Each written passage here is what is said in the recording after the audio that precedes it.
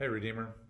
This week I wanted to share with you this is what the Lord's been doing in my mind through His Word. If you read the blog, you saw me reflecting some on God's sovereignty and how that golden link, that unbreakable chain of His salvation, for me, really brought me out of some dark places and fear in a moment of doubt and heartache in my own life. I think that's been on my mind because of all of the things that have been going on in the lives of many of our members, and I see God's sovereign hand at work. And the passage we're going to look at this Sunday, I'm not going to go into it too much. Don't want to steal my thunder for Sunday, but it says, if God is for us, who can be against us? Paul's going to, in this last section, go through a series of questions that are like the finale of a fireworks show. All the same colors, all the same explosions, but they all go off at once. And so he just has this huge explosion of truth about who God is that he's been building on in chapter 8, actually all the way back to chapter 5 through 8, and even back to chapter 1. And so I just want you to be able to sit like I have and just say, okay, if God is for me, what do I have to be afraid of? What fears can be quieted because I know God is for me? In fact, the men this morning in a Bible study, we're looking at Zephaniah 3. It says, don't let your hands grow weak. The Lord will quiet you in his love as he delights and sings over you. So in the midst of a lot of challenges in our body and in our circumstances, again, the sovereignty of God, his good providence has been the pillow upon which I can rest my head at night. And I hope that's true for you. You know, it's hard to believe that 14 years ago this week, my family moved to Raleigh. We closed on our home. We unpacked the moving truck, and then the girls started school. And now it's hard to believe that three of those three ladies who moved here with us are all married. And I began to think about what was it that drew us here? Besides God's hand bringing us, what were the things that made us want to be at Redeemer?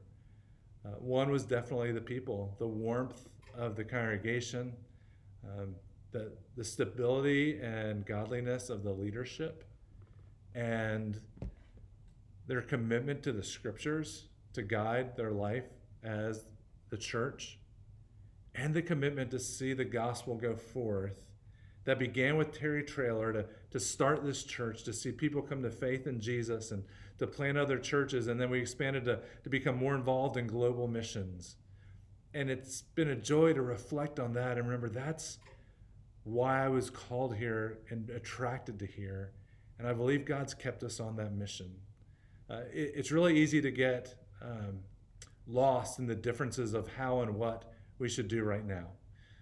I think particularly the longer this global disruption goes on, the more fractured and divided and just entrenched we can become. And so I want us to pull back and think again about the why. What brought you to Redeemer? Why are you here? What were the things that drew you to this particular local body? We want to continue to be those things as we take forth the gospel of Jesus Christ, that we want to see the kingship of Jesus extended through the whole earth. I mean, that's what this is saying. This is the Great Commission. We're going to make disciples, help people to come know Jesus and follow Jesus, to one who has authority over all things, the one who's sitting on the throne of King David. We want to see his kingdom established here on earth as it is in heaven, all over the world. So just if you would, daydream with me again. Think back to what brought you here, how God has been at work in your life through this. It's been sweet for my soul to reflect on those things and see his faithfulness over the past 14 years. Also, I just want to thank you. In the life of the church, I can't remember more meal trains, either organized by the church or even informally, the way we're caring for each other who are sick and hurting and recovering from things right now. It is a beautiful thing and an encouragement to me as your pastor. There's a couple opportunities in the e-letter for you to get involved, whether it's helping with Safe Families. They have some opportunities for you to help families that are in trouble and they need you to step in and be of assistance to them. Or with Refugee Hope. There's several needs there. And actually you can see I'm wearing my Refugee Hope shirt today.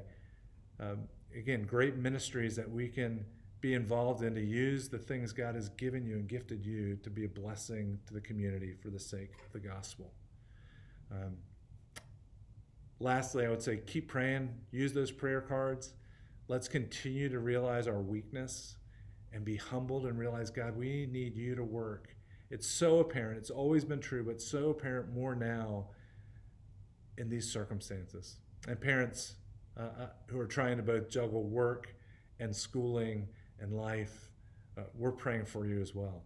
And we want you to know we're there with you as a family trying to figure out how we can help one another. And prayer, it begins with prayer because we're at the end of our own strength. We need the Lord's strength. I look forward to worshiping with you on Sunday. I hope you can make it either indoor or outdoor or join us on live stream. Don't hesitate. Invite some friends, even if it's virtual, to come and connect. In fact, I've heard how some of you have been doing that, and family members and friends and coworkers are actually connecting to our church who may never have stepped through the door of our facility before, but they're worshiping with us together. So if God's for us, who can be against us? What great news to quiet our souls this weekend. Look forward to seeing you soon.